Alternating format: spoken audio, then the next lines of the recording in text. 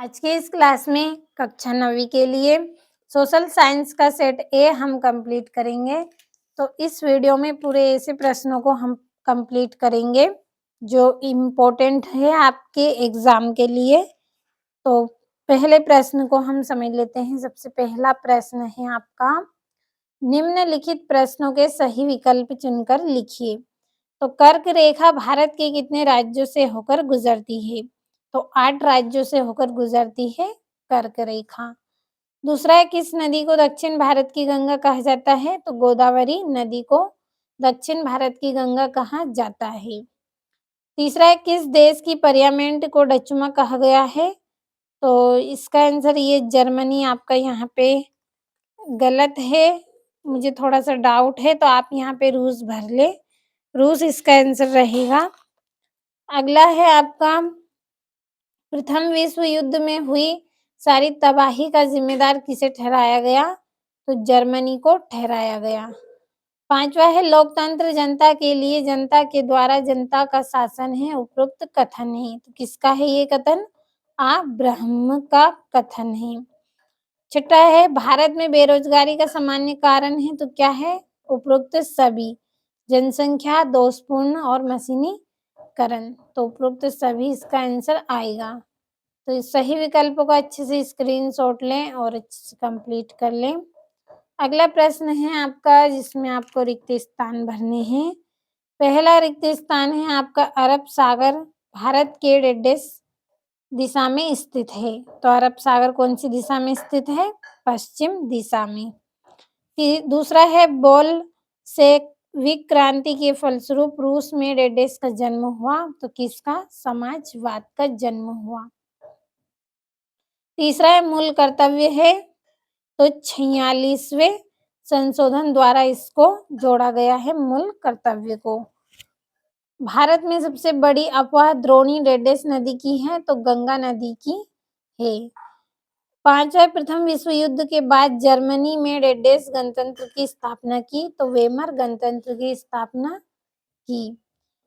छठा है, जो क्रियाएं आय प्राप्त करने के लिए की जाती है उन्हें डेडेस क्रियाएं कहते हैं। तो आर्थिक क्रियाएं कहते हैं जिनसे क्या होती है, हमें आय प्राप्त होती है।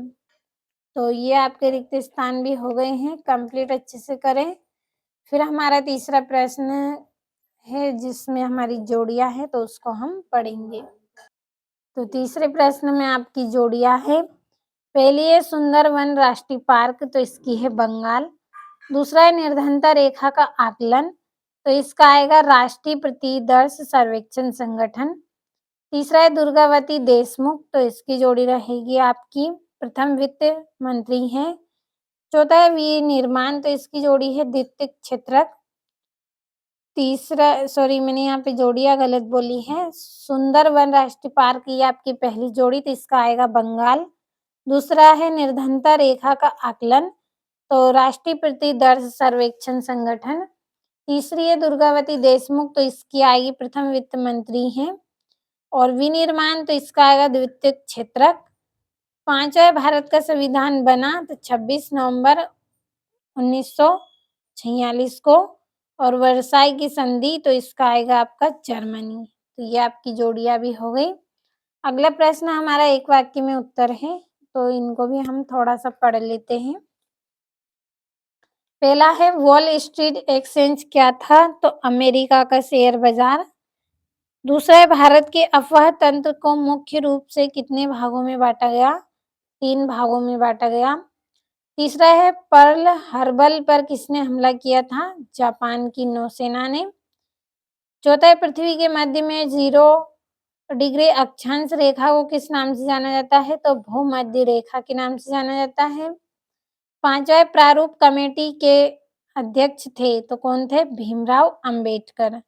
छठे प्रश्न का आंसर आपको भर लेना है, तो स्क्रीनशॉट लें। और अगला प्रश्न है जिसमें आपके सत्य असत्य हैं। तो पहला है आपका, समझ लेते हैं इनको भी। बेरोजगार से जनशक्ति संसाधन की बर्बादी होती है। तो ये आपका सत्य रहेगा। दूसरा है, प्रधानमंत्री ग्राम उदय योजना 1995 में आरंभ हुई। तो असत्य। तीसरा है भारतीय संविधान की प्रस्तावना संविधान की आत्मा है, तो ये आपका सत्य। चौथा है भारतीय संविधान बनाने में 2 वर्ष 11 माह 18 दिन का समय लगा, तो सत्य है। पांचवा है नवंबर 1918 में जर्मनी की पराजय के साथ प्रथम विश्व युद्ध का अंत हुआ, तो सत्य। और छठा है सुएज नहर का निर्माण 1869 ईस्वी में हुआ था, तो ये भी आपका सत्य। और यहाँ से 2-2 नंबर के प्रश्न हैं। भारत के पूर्वी तट पर स्थित राज्यों के नाम लिखिए। रेशम मार्ग से क्या आशय है? और क्षेत्रफल की दृष्टि से विश्व के 7 बड़े देशों के नाम लिखिए। और भारत की पश्चिम समुद्री तट रेखा पर स्थित राज्यों के नाम और गंगा नदी की प्रमुख सहायक नदियों के नाम बताने हैं। और गोखुर झील, लेगुन झील किसे कहा जाता था? और 18वीं सदी फ्रांसीसी समाज कितने वर्गों में बांटा था? और जैकोबिन क्लब के सदस्य कौन थे? इनका नेता कौन था? तो यहाँ से आप बाकी प्रश्नों को पढ़ लीजिए और स्क्रीनशॉट भी लीजिए अच्छे से। और ये यहाँ से 13वां प्रश्न। 17वें प्रश्न तक आप अच्छे से स्क्रीनशॉट ले और अच्छे से समझ ले पूरे प्रश्नों को। और ये यहाँ से आपका 18वां। तो पूरे इम्पोर्टेंट क्वेश्चन इस वीडियो में मैंने आपको कंप्लीट करवाए हैं। अच्छे से आप याद कर लें ताकि एग्जाम में आपको अच्छे से अच्छे अंक प्राप्त हो।